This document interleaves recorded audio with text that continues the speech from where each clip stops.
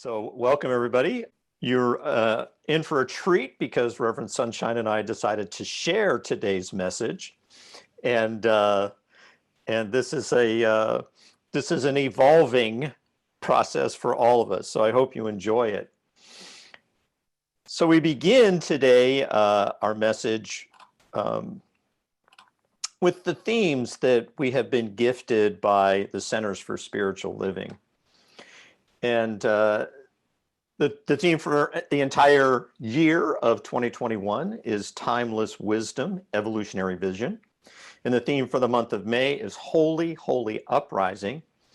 And the theme for this fifth Sunday in May is called Boldly Living a New Story. And this was created by our beloved Reverend Sonny Cantrell Smith from Ahava CSL in Lexington, Kentucky.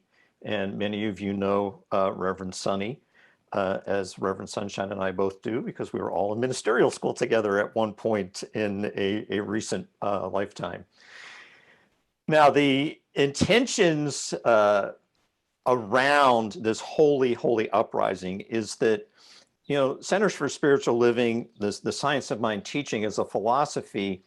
And it's a philosophy also that extends into giving tools to help you raise your consciousness. So that is part of the uprising. And it begins with that intention to rise up. So spiritual truth naturally demonstrates in your life or in our center or in our community and in the world with that intention to rise up. And then specifically for the theme for today, Boldly Living a New Story, we have this from Ernest Holmes. It says, this is the story of your life. Just keep right on knocking. This wording is a little weird. My speaking is a little weird too.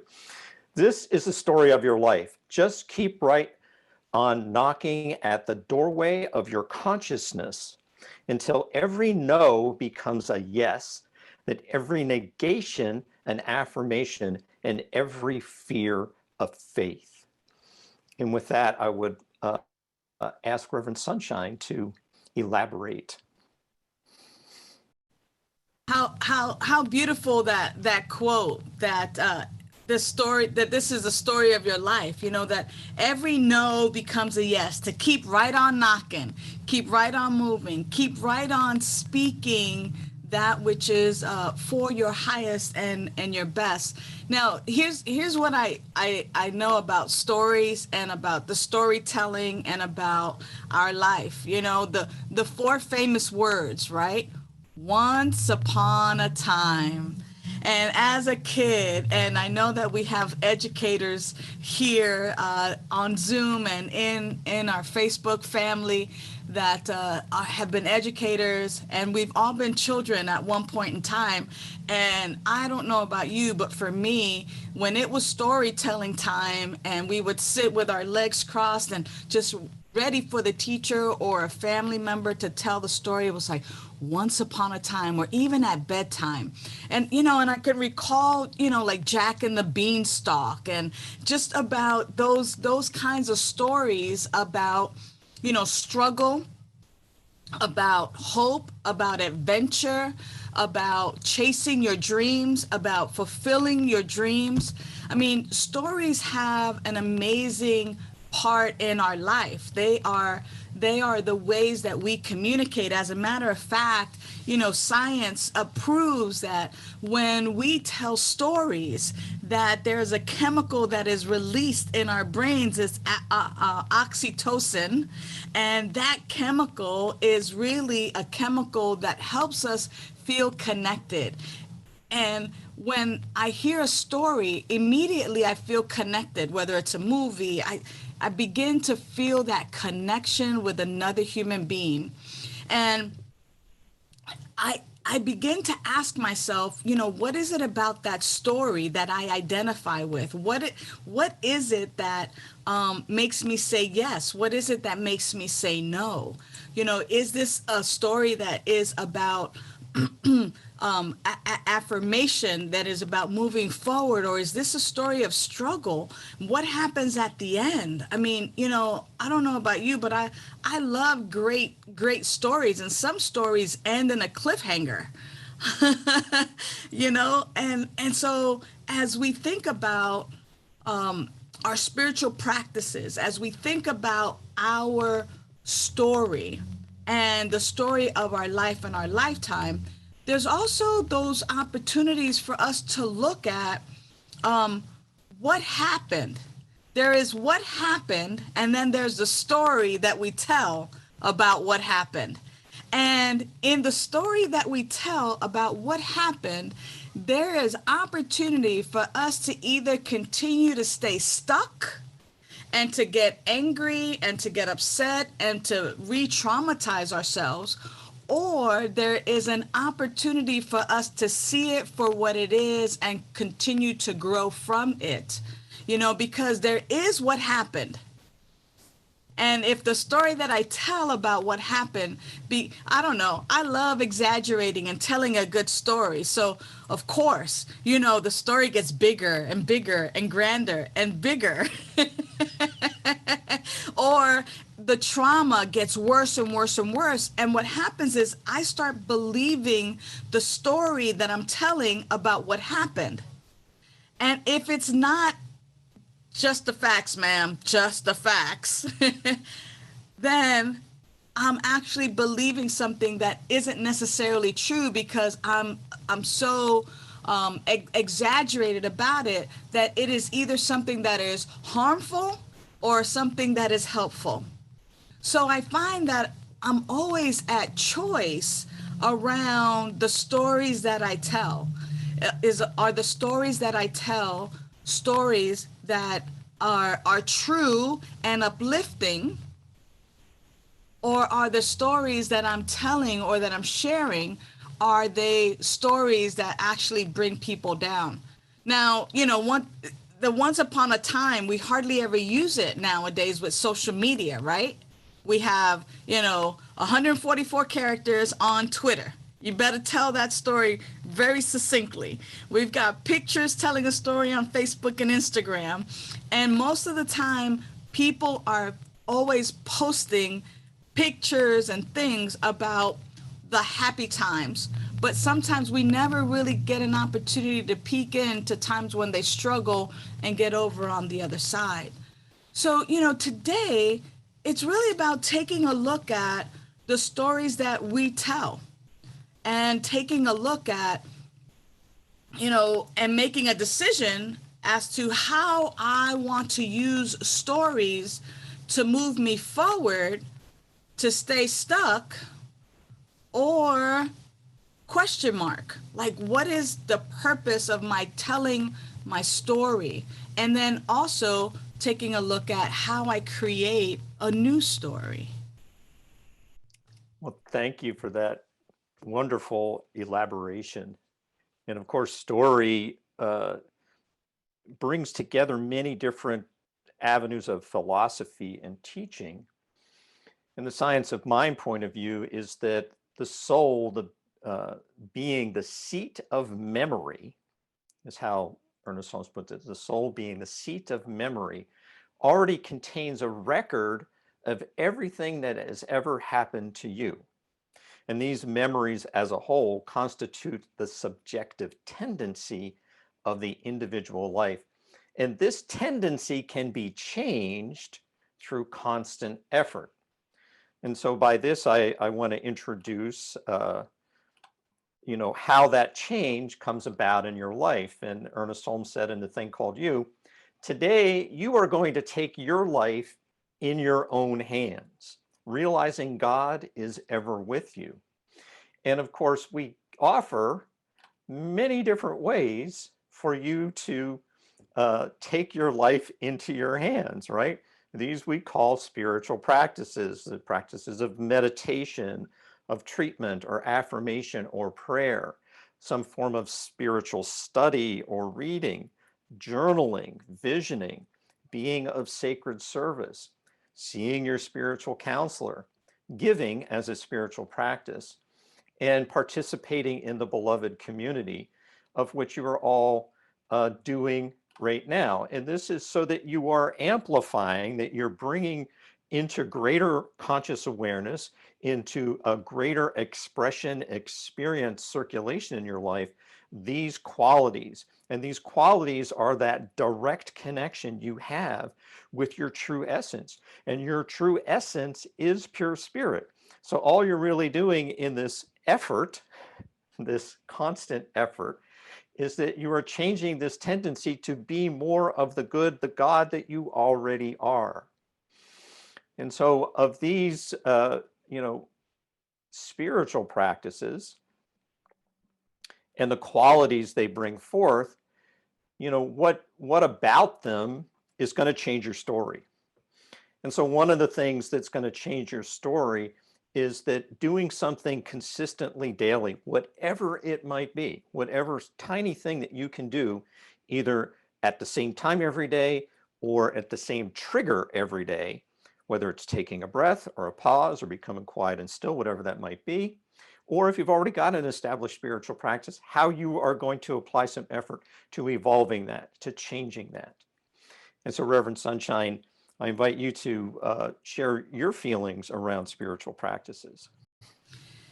It's interesting because, spiritual practice for me actually helps to create my story. And what I mean by that is that when I engage in my prayer and my meditation, even in as we did earlier today, in chanting and singing, music tells a story. And I notice what kind of music I'm interested in.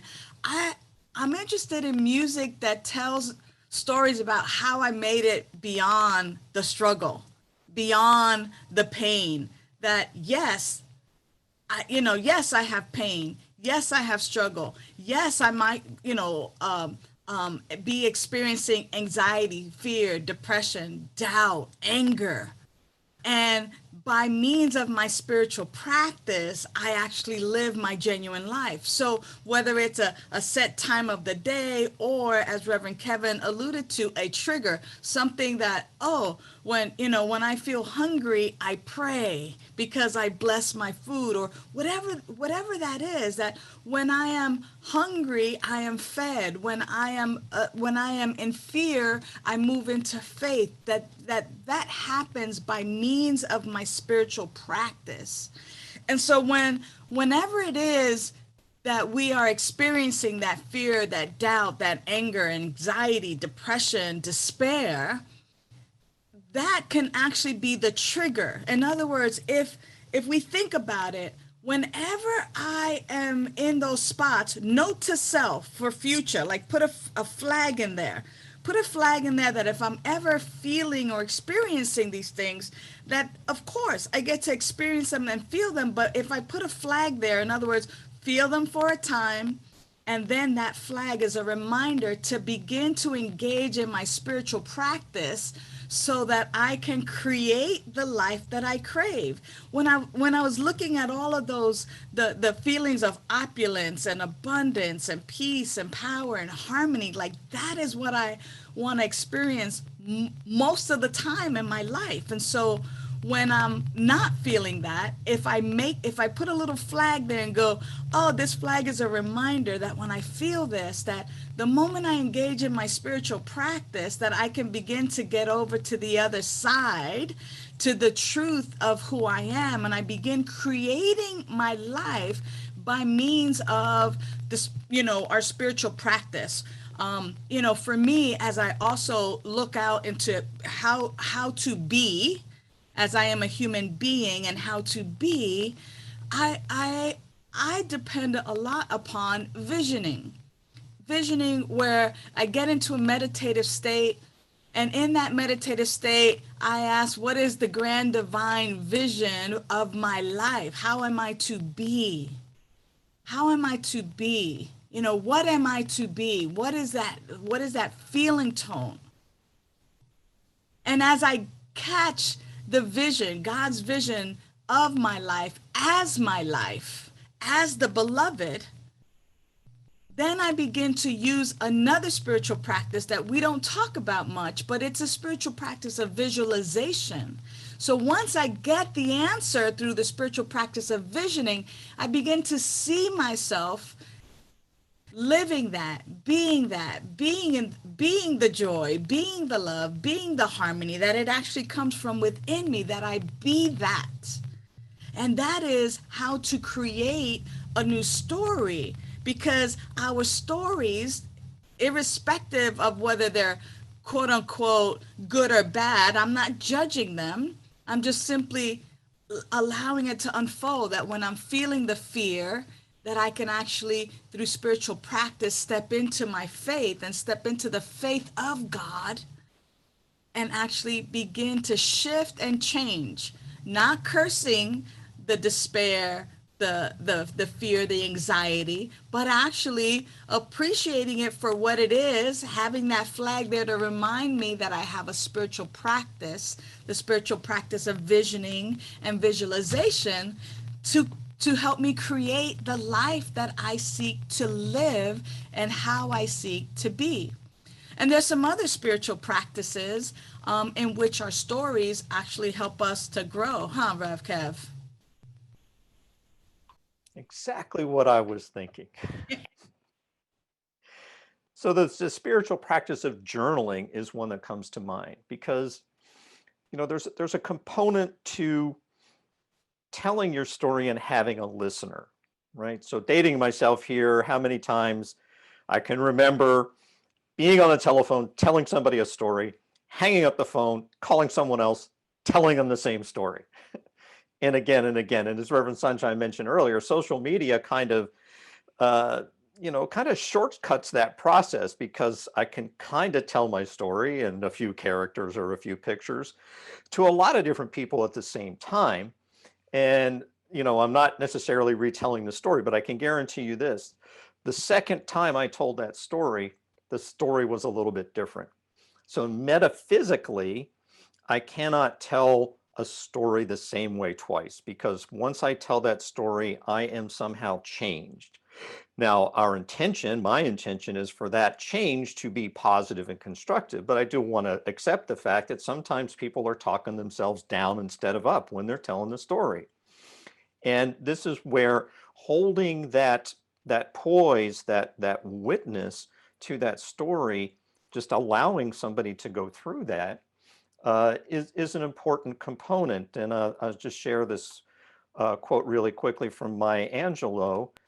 And she says, there's no greater agony than bearing an untold story inside you. So again, there's a time and place and a point at which the story you tell, you are editing, and you are editing it presumably for the better. You're editing it based on a higher consciousness. Uh, and it's also important to recognize where you're stuffing your story, right? Where you're cutting off that natural flow, that guidance system that's carrying you forward. So if I track back to the story you tell that's dragging you down, it is an emotional process. You're allowing those emotions to flow, to transform you, to carry you to a new consciousness. And it's important for another hearing your story, and it's important for you to hear your own story. Therefore, journaling is a way that you can tell your story to yourself. You can write it out and read it back, and each time you do that, and it's just it's a fun exercise we do in our classes where you tell a story, you write it down, you read it back, tear up that piece of paper, throw it away, write that story again. And you do this again and again and again. And then you begin to notice, oh, it's evolving. My consciousness is shifting. Something is changing. And therefore, as a listener, it's really it's a really valuable thing. It's a high spiritual practice for you to set aside your own story. How many have done this? While somebody's telling a story, you're telling yourself another story at the same time, and you're not even really listening to the person telling the story.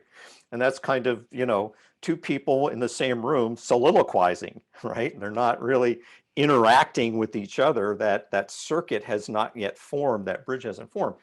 But for that moment where you can just be present for somebody, just listen with all of your heart and all of your mind to what it is that they are going through, without any kind of judgment, without feeling like you have to make a comment or have some insight into their story, just to simply listen to it.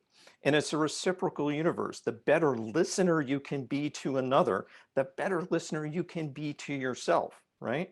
So in this way, journaling becomes that mirror, that reflective process that you may begin by listening to somebody else, or you might share that as a gift to somebody else as you're listening to their story. So a lot of rich spiritual practice that are those constant efforts that allow that story to be that transformative element, that transformative experience that is just so intrinsic to the human experience. So Reverend Sunshine we wanted to share a little bit about context of story. And so I'll pass it back to her to talk about context. I thought you were going to talk about the context of All the right, well, I'll story. introduce it to you. Go There's ahead. anyway, there's story as a reflection, Yeah. recalling something from the past. There's story as a coping mechanism in the moment. Something's happening, you're charged up and you want to narrate what's going on. And there's story as a prediction. And of course, that story or prediction can start with what's the worst that could happen, the story of doom and gloom, or I've seen this before. So there's a story of inertia. And there's a story of what's the best that could happen. And that's the constructive positive. That's the poise that I aspire to. So Reverend Sunshine, I pass it back to you. It's interesting because, when Reverend Kevin and I were talking about this earlier, we also talked about the power of stories as a witness, as we witness each other, and that, it enables that power of bearing witness and the story, watching someone else's story unfold.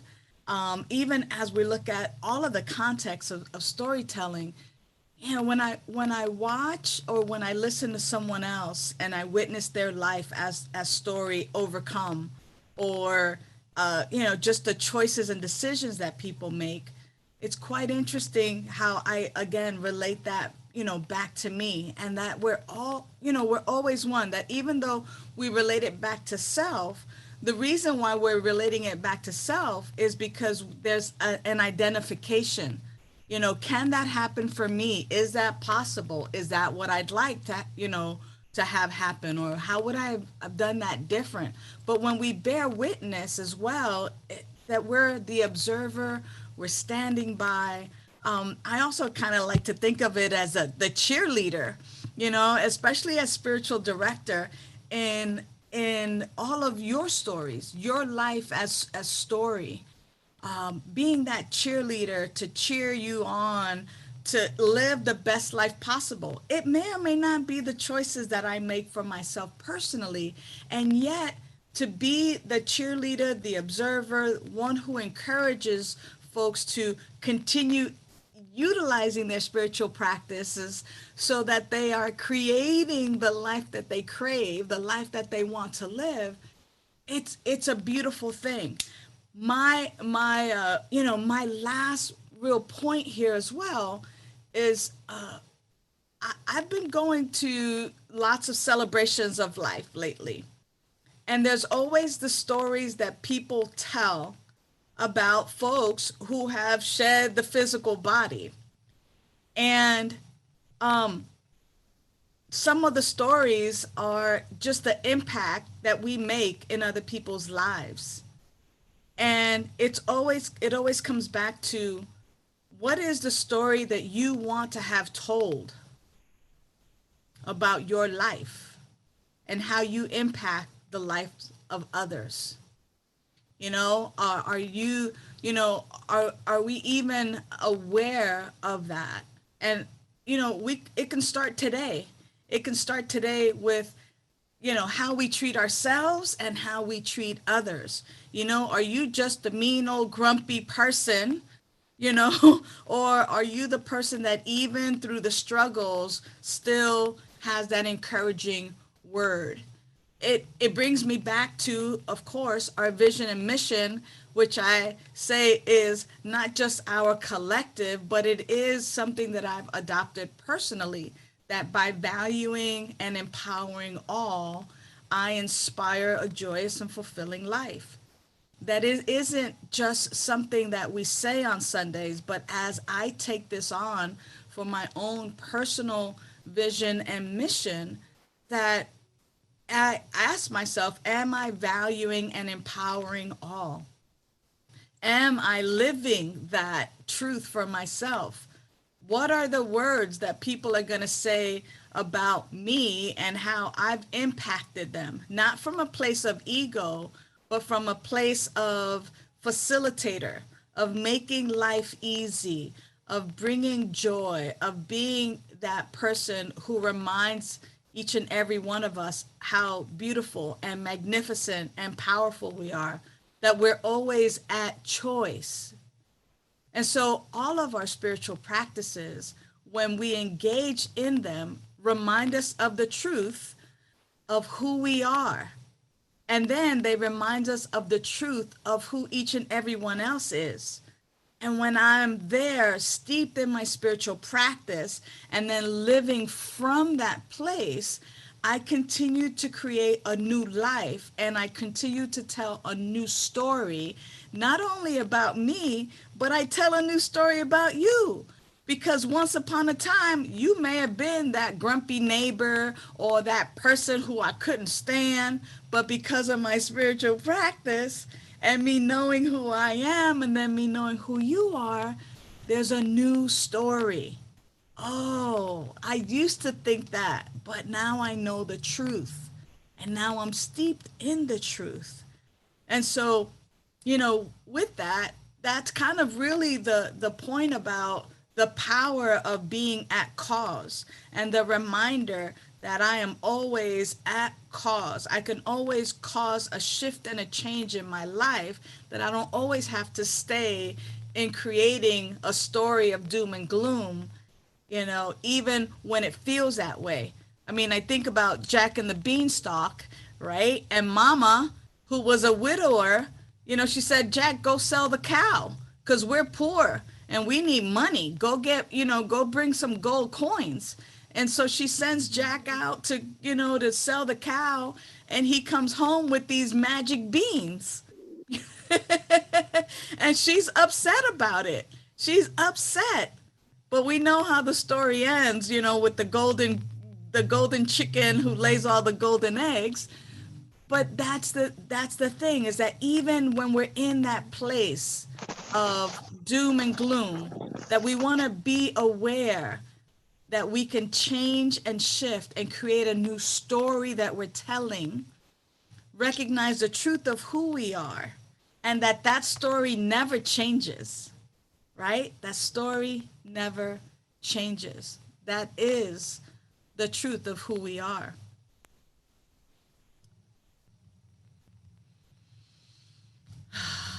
So we want to leave you with this affirmation. This affirmation was created by Sonny Cantrell Smith, who celebrated a birthday yesterday, so I want to give her a shout out. But she leaves us with this to be with the entire week. Today I release my old story, and behold, the new me as the beloved. That is pretty bold, which we've been, boldly uprising, and we're doing things boldly. I release my old story, and behold, the new me as the beloved. When we mature spiritually, we no longer think that we're victim. We no longer think that we're controlling it. We no longer think that we're a channel. We actually recognize our life as the beloved. I'm inviting you to create your new me and your new story by writing your story as the life of the beloved. And as the beloved, you are indeed the beloved. It is so, and so it is, and now it is. Mm.